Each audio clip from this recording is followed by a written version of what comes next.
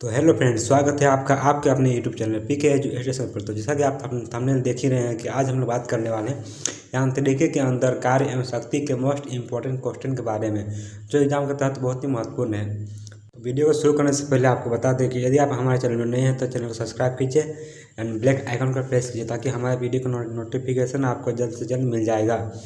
तो शुरू करते हैं बिना किसी देरी के अपना पहला क्वेश्चन। कार्य क्या होता है? तो जब किसी वस्तु पर बल लगाया गया हो और वह विस्थापन हुआ हो तो उसे कार्य कहते हैं। कार्य इक्वल टू बल इंटू विस्थापन होता है। कार्य का एसआई मात्रक जूल होता है। तो अब बढ़ते हैं हमारे अगले क्वेश्चन की तरफ। तो अगला क्वेश्चन ये रहा, एक वस्तु पर बल लगने के बावजूद भी क्या यह कार्य शून्य होगा यदि उसका विस्थापन डैश हो? तो ए ऋणात्मक, बी धनात्मक, सी उदासीन या डी शून्य। तो आंसर कीजिए दोस्तों, इसका आंसर हो जाएगा आपका डी शून्य।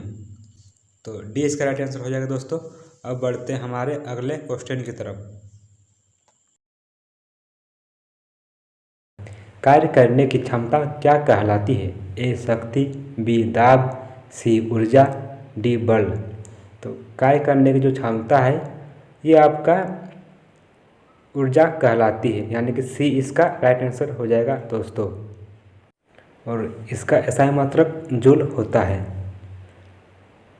बढ़ते हैं अगले क्वेश्चन की तरफ। यदि किया गया कार्य शून्य हो तो बल और विस्थापन के बीच का कोण डैश होता है। तो पहले आप लोग को बताए थे कि कार्य तभी होता है जब बल और विस्थापन दोनों होता है। तो जी इसका आंसर हो जाएगा आपका बी 90 डिग्री, यानी कि यदि बल आप सीधा लगाते हैं और विस्थापन आपका ऊपर की ओर होता है तो इसमें कार्य नहीं होता है। आगे बढ़ते हैं। जब कोई आदमी दीवार को धक्का दे लेकिन इसे विस्थापित करने में विफल रहे तो यह डैश करता है।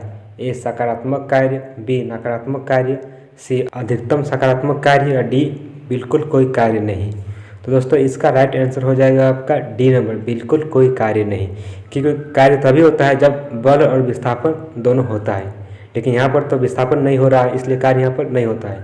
तो बढ़ते हैं अगले क्वेश्चन की तरफ। कार्य हुआ ऐसा करने के लिए दो शर्तें पूर्ण होनी चाहिए। उनमें से एक है बल की आवश्यकता नहीं है, वस्तु विस्थापित होनी चाहिए, ऊर्जा का अवशोषण या उत्सर्जन नहीं होना है, या वस्तु की स्थिति में कोई बदलाव नहीं है। तो जी इसका राइट आंसर हो जाएगा वस्तु विस्थापित होनी चाहिए। क्योंकि कार्य का फॉर्मूला हम लोग पढ़ चुके हैं कि बल लगती है और वस्तु विस्थापित होती है तो ऐसे में कार्य होता है।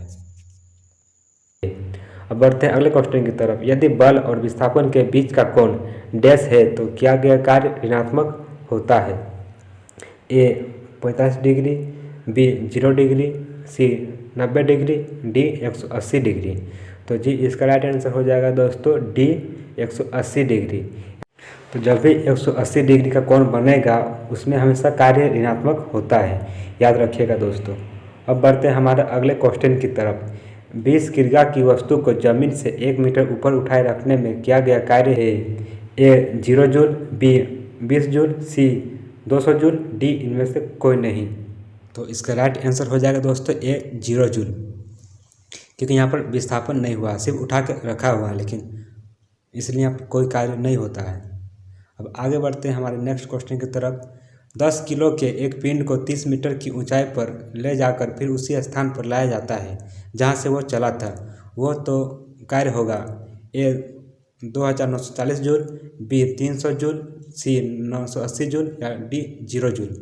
तो यहाँ पर आंसर आपको हो जाएगा दोस्तों डी 0 जूल, क्योंकि यहाँ पर जो वस्तु को ले गया फिर वापस ले आया उसी स्थान पर। इस हिसाब से यहाँ पर विस्थापन तो कुछ नहीं हुआ, इसलिए कार्य यहाँ नहीं होता है।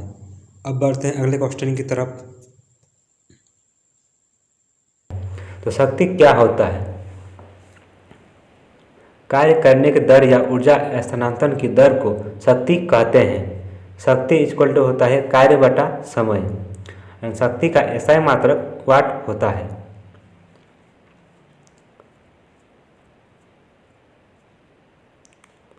अब बढ़ते हैं हमारे अगले क्वेश्चन की तरफ। तो शक्ति इक्वल टू W/T, जहाँ W का अर्थ डैश है। ए ऊर्जा, बी भार, सी वाट एंड डी कार्य। तो दोस्तों इसका राइट आंसर हो जाएगा आपका डी कार्य। तो डब्ल्यू का मतलब होता है वर्क, वर्क यानी कार्य, तो डी इसका राइट आंसर हो जाएगा दोस्तों। अब बढ़ते हैं हमारे अगले क्वेश्चन की तरफ। निम्न में से कौन सी भौतिक मात्रा किए गए कार्य की गति को मापती है?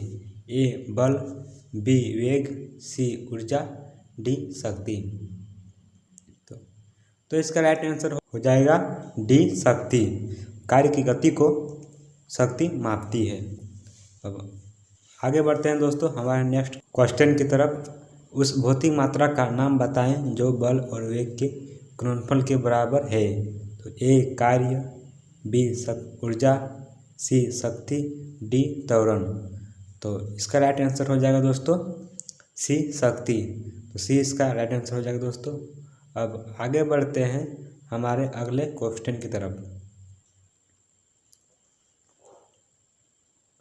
अश्वशक्ति किसके एकक हैं? ए जूल, बी काम, सी शक्ति या डी बल के। तो इसका राइट आंसर हो जाएगा दोस्तों सी शक्ति। अश्वशक्ति जो है शक्ति के एकक होती है।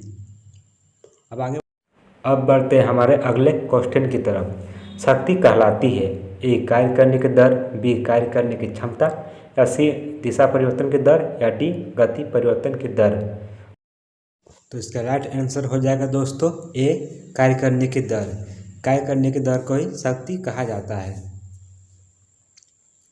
यदि हमारा वीडियो पसंद आया तो दोस्तों वीडियो को लाइक, कमेंट एंड शेयर जरूर करें एंड हमारे चैनल को सब्सक्राइब करें। धन्यवाद।